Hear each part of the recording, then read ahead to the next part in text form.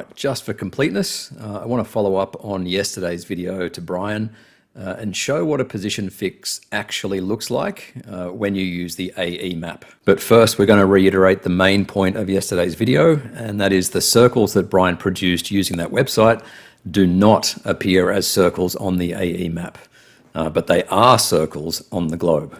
So here's the first GP, which is 40.1 south, 78.3 west, and its radius is 4,450 kilometers. On the left is the azimuthal projection that Brian made with that website.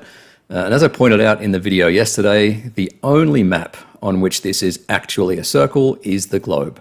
It is not a circle on the AE map. Ruhif, if you would ever understand and learn how the AE map works, you wouldn't be saying this horse shit. You're basically saying on the AE map on the left, it is a circle of equal altitude, but when I project it to the AE map on the right, centered around the North Pole, it isn't. You're stuck around the North Pole, bro.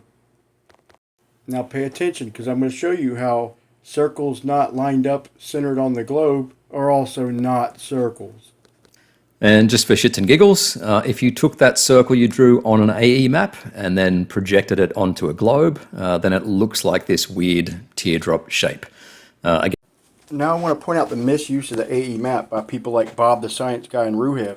They try to use Euclidean geometry when latitude-longitudes are mapped from the equator, 90 degrees to the North Pole, 90 degrees to the South Pole. They want to try and make an entire circle out of the 180 degrees and use Euclidean triangles. That's not the way the map is made. But since we're going to do that, and since they absolutely do that and strawman the AE model, let's see what happens if we try that on a globe. Because the AE map, like the AE map generator, is egocentric. Means wherever you're at, that's the center, and that's where you do your math from. But if we do that from the globe, we take Ruhif's exact measurements to the North Pole, his exact coordinates, and we go to the North Pole, then to the other coordinate, and then we connect the two. And let's scale these distances. Do these distances scale, Ruhif? And how about these azimuths? Are they correct? No, I don't think so. And this is what you get from Google Earth. Anywhere from the North Pole, if you're not lined up with it. That's what you get. So if we use, let's apply that to the globe. If we take equidistant lines, let's say the Arctic Circle is the circle of equal altitude.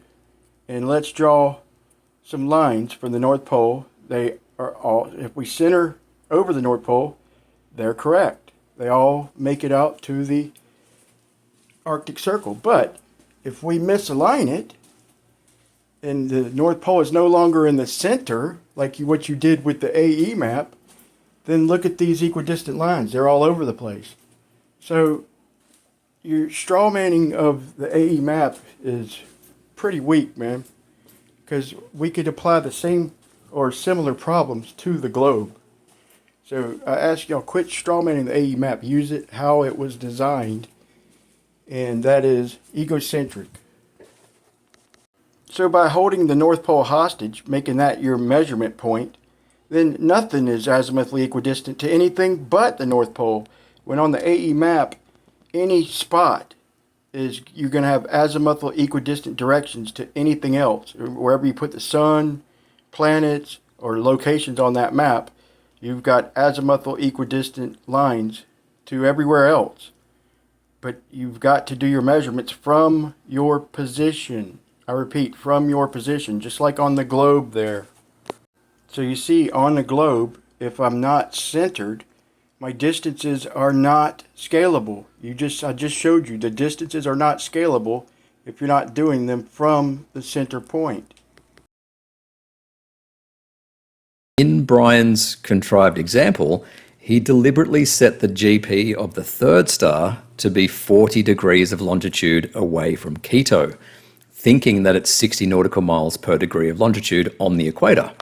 Now, that is true in reality, but not on the AE map.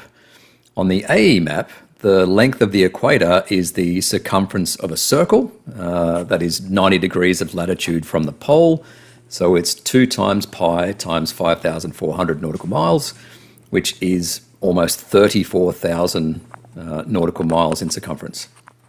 Rohit, you obviously haven't looked closely to Gleason's instructions. If you had, you'd know that the AE map, the degrees of longitude, reduces to the sun time in minutes. That's minutes of arc, which equates to, as seen on screen, 60 nautical miles per degree. So if you are using the AE map and you are not getting 60 nautical miles per degree, you are not using the AE map correctly, Ruhif. So when using latitude and longitude, you are measuring to the celestial sphere. There's no other way. It's to the celestial sphere. So you're not going to use Euclidean geometry. You're going to use the Haber-Sign formula or something similar. This is how you map a celestial sphere onto a plane, and you use the Haber-Sign formula from wherever you are located on that plane. You don't pin yourself to the North Pole and try and use measurements from everywhere on that map starting at the North Pole. It's not how it works, Ruiv. Now, if we look up the Haber-Sign, it says the Haber-Sign formula determines the great circle distance between 2 points on a sphere given their longitude and latitudes, important in navigation. Now, what they don't always tell you is that Haber-Sign means half sign. Half meaning it never applies to more than a hemisphere. The math only works from the center point on a plane projected up to a hemisphere. Another thing they don't always tell you is that the Haber-Sign is worthless without a radius equidistant to every point on that hemisphere. So from your center point on a plane to every point on that hemisphere is the radius. Without that, you cannot do the calculations. So when you think you're on a globe and you measure 3 elevation angles, then that's the point where you chop your globe in half, put yourself in the center of it, and do your math up to that hemisphere. Same thing as being on a plane and projecting up to a celestial hemisphere. So if you are using latitude and longitude, your straight line distances are great circles in which you have to use Haber-Sign.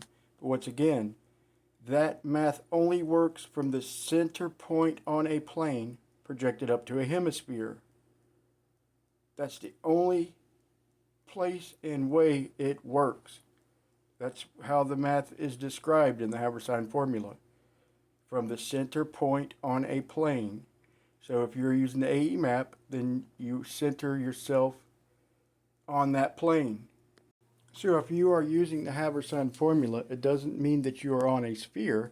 It means that you are doing the math projected up to a sphere or hemisphere.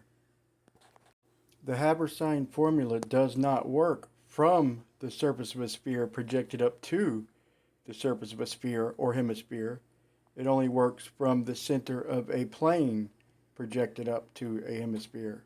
The math doesn't work from the surface of a sphere to a celestial sphere. They can't both be spheres. And if you want to help support me in my up and coming projects, there are 2 ways to do so on screen. And once again, thank you for watching.